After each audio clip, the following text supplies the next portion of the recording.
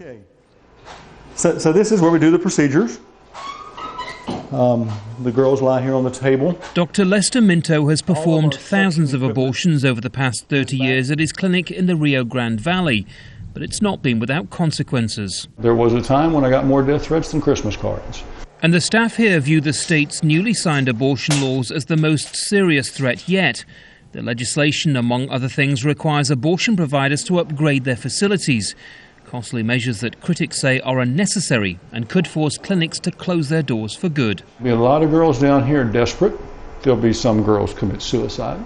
There'll be girls try every conceivable method to abort, and that involves things like the use of bleach and soap and red rubber catheters into the cervix and a variety of ghastly tales.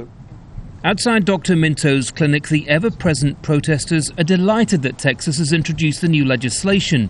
Above all, for anti-abortion rights activists, it's about the unborn children. The major thing is that they're forgetting the innocent child that has no rights, that should have a right. Because, in the United States of America, we're born with rights, a right to life.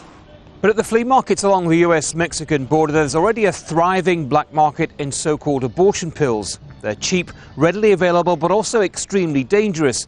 And health experts fear that if the clinics in Texas are forced to close, women will turn to increasingly risky ways of ending their pregnancies.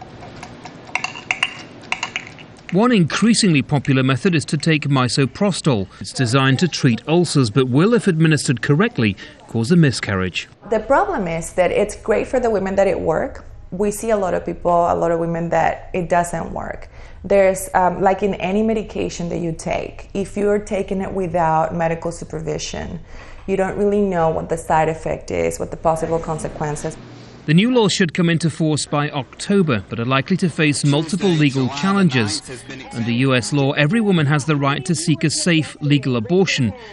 But it doesn't stop states getting involved in such an emotional and complex legal issue. Andy Gallacher, Al Jazeera, McAllen, Texas.